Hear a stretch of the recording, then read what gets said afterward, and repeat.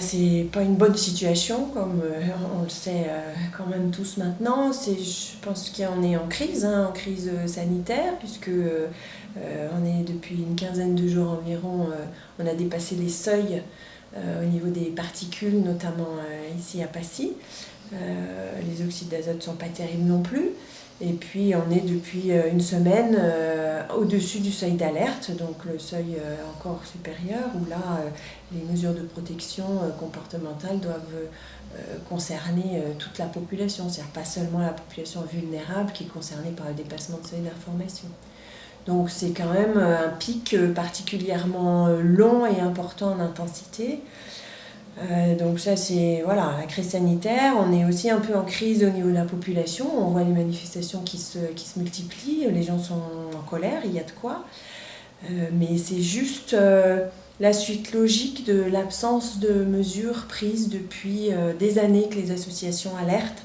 Les pouvoirs publics n'ont toujours pas pris la mesure du problème.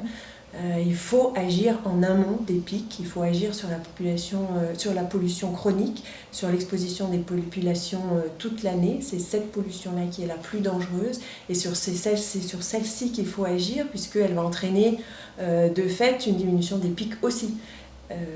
Mais pour l'instant, on ne voit pas trop poindre de solution à ce niveau-là. Et les mesures à prendre, ce seraient lesquelles en fait ? Alors moi je suis médecin, je ne suis pas experte, mais il me semble que les associations ont fait des listes depuis longtemps de mesures à prendre. Les 3 émetteurs, c'est le transport, le chauffage et l'industrie. Donc il faut prendre des mesures pour diminuer les émissions de ces 3 secteurs, et il faut le faire rapidement, et il faut le faire de façon pérenne, c'est-à-dire que les émissions diminuent toute l'année, pas seulement au moment des pics. Sinon on aura de toute façon toujours des pics. Et les risques sanitaires donc pour les enfants et les adultes ?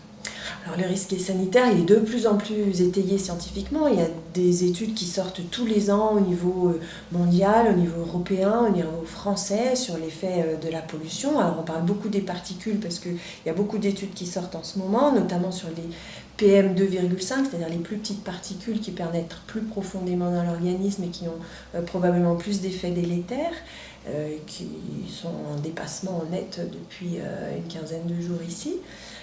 Qui ont des effets donc sur les voies respiratoires, sur le système cardiovasculaire, ça c'est maintenant bien prouvé, mais il y a des études qui sortent et qui demandent à être confirmées sur des effets également sur le développement cognitif des enfants, sur les pathologies de démence aussi des personnes âgées.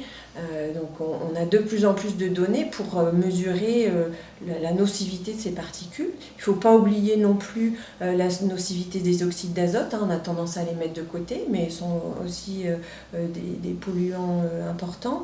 Et puis il y a probablement aussi pas mal d'autres polluants qu'on ne connaît pas encore bien, mais qui vont sortir dans les années qui viennent. En tout cas, on a ici une exposition un peu multiple, et on sait qu'il y a un impact sur la population, sur l'état de santé de la population. Ça n'est plus à prouver. Alors il y a, les médecins se sont regroupés plusieurs fois de façon ponctuelle pour des actions ou bien de protestation ou bien de soutien à des protestations qui étaient en cours. On n'a pas eu grande réponse des pouvoirs publics, si ce n'est des réponses un petit peu standards, on va dire. Et là actuellement il y a un regroupement un petit peu plus pérenne qui est en train de se former pour appuyer les demandes de prise de mesures efficaces. Et pour participer à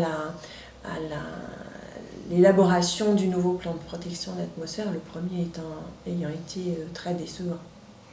Et pour les 15 jours qui arrivent, là, comment ça va se passer hein ?